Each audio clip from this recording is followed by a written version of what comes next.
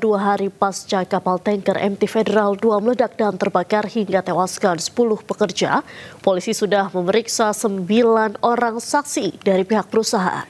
Untuk penyebab kebakaran, polisi masih tunggu pemeriksaan tim Lafor Mabes Polri.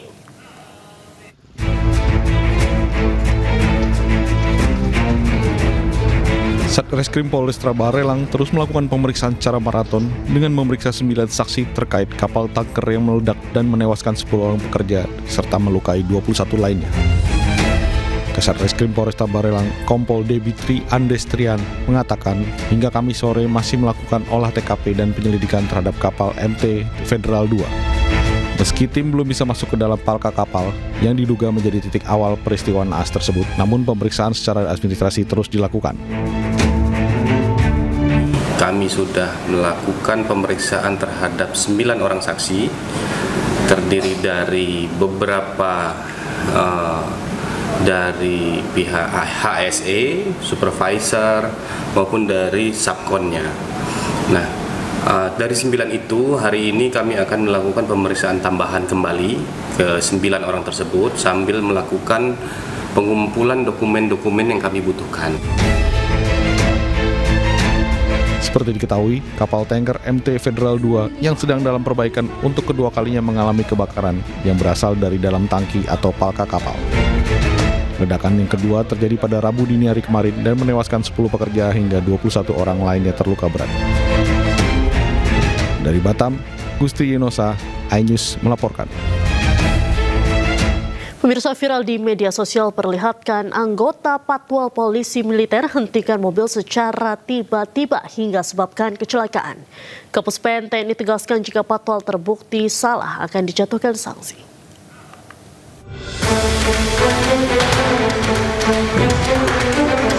Viral di media sosial memperlihatkan anggota Patwal Polisi Militer menghentikan mobil secara tiba-tiba saat mengawal kendaraan pejabat di Kebayoran Baru, Jakarta.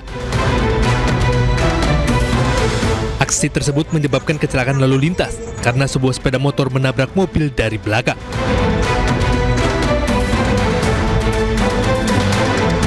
Kepala Pusat Penerangan TNI Maijen Marinir Freddy Ardianza menyampaikan jika terbukti terjadi pelanggaran, TNI akan memberikan sanksi sesuai ketentuan hukum.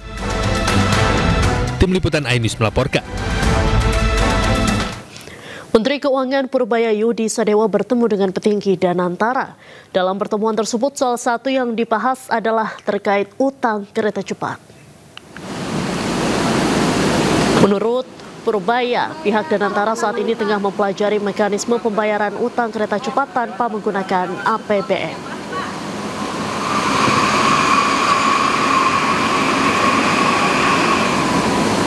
Menurut Purbaya, seharusnya Danantara bisa membayar sendiri utang WUSH karena Danantara memperoleh keuntungan dari BUMN. Pemirsa, Roy Suryo CS datang ke kantor Kemendikdasmen untuk tanyakan kejelasan ijazah Wapres Gibran Rakabuming Raka. Namun rencana Roy Suryo CS kandas lantaran gagal bertemu dengan Wakil Mendikdasmen.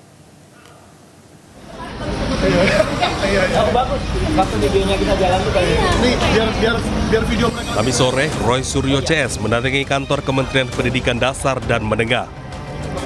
Kedatangan Roy Suryo CS untuk menanyakan berkas ijazah Gibran Rakabuming Raka kepada Kemendikdasmen. Namun rencana ini gagal. Wakil Mendikdasmen Atif Latiful Hayat yang tadinya menjanjikan menemui Roy Suryo CS pukul 15 waktu Indonesia Barat mendadak ada agenda di DPR. Roy datang menanyakan keabsahan dokumen ijazah Gibran yang menyebut telah menyelesaikan pendidikan grade 12 atau setara kelas 3 SMA di Australia tahun 2006. Sementara menurut penelusuran Roy CS, UTS yang berada di Australia adalah lembaga kursus bukan lembaga pendidikan setingkat SMA.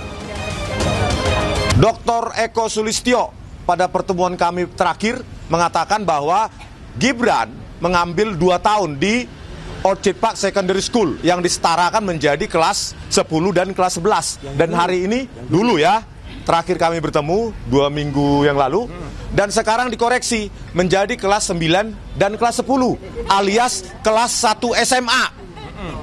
Ya, setara dengan kelas 1 SMA. Artinya ya, pemahaman mereka, kelas 2 dan kelas 3 SMA itu diambil di UTS Insearch kursus. Nggak bisa. Di dalam web arsip, ya, silabus UTS Insearch tahun 2006, ya, yang dikatakan Gibran menempuh kursus di sana, itu hanya ada 2 course, yaitu English course atau diploma. Dan Gibran katanya di sana menempuh diploma. Diploma itu D1, D2, D3. Bagaimana mungkin Ditjen Dikdasmen saat itu menyetarakan itu menjadi kelas 11 dan kelas 12. Kelas 2, kelas 3 SMA. Yang jelas kembali. Yang jelas begini. Yang jelas hari ini kita semakin yakin, semakin pasti bahwa Gibran tidak lulus SMA dan sertifikat ini layak untuk kemudian dipertanyakan dan digugat, ya. Karena ini adalah tidak benar, atau bisa dikatakan sertifikat ini tidak mengalami pengkajian dengan benar. Selain masih berharap pihak Kementerian Pendidikan Dasar dan Menengah memberikan jawaban, Roy Suryo CS juga mendesak Kemendikdasmen mencabut surat keterangan kelulusan Gibran. Dari Jakarta, Amrina Rida, Aris Setiawan, Dimas Winardi, iNews melaporkan.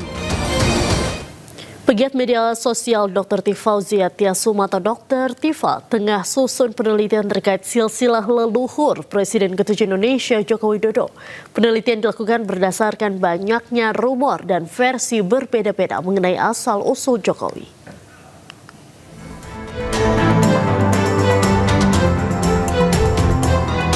Pegiat media sosial Dr. Tifauziah Tiasuma atau yang dikenal Dr. Tifa tengah menyusun penelitian terkait silsilah leluhur Presiden ke-7 Indonesia Joko Widodo. Sebagai peneliti, Dr. Tifa memiliki tanggung jawab untuk mencari kebenaran dan menyajikan informasi faktual tentang banyaknya rumor dengan versi berbeda mengenai asal-usul Jokowi. Menurutnya, hal ini ia teliti demi kepentingan sejarah nasional.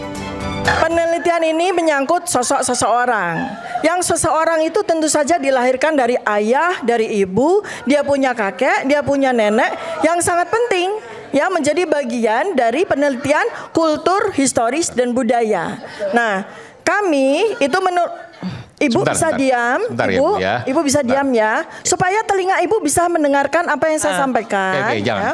Jadi penelitian ini tentu saja karena menyangkut jejak masa lalu seseorang, maka kita perlu tahu data otentik, data objektif ya dari bapak dan ibunya, dari kakek dan neneknya, dan seterusnya. Maka tidak saja makam, kami juga berkunjung ke rumah kediaman yang dikatakan disitulah Joko Widodo lahir, ari-arinya pun juga ditanam di situ. Kami pun juga berkunjung ke situ.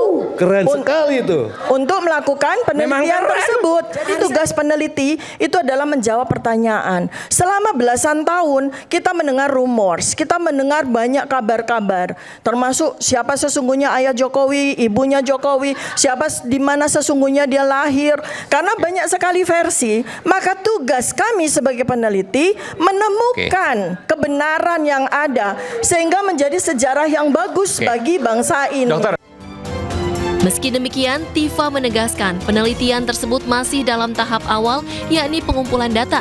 Ia belum menyampaikan hipotesis atau kesimpulan sementara dari riset yang dilakukan. Tim Liputan iNews melaporkan.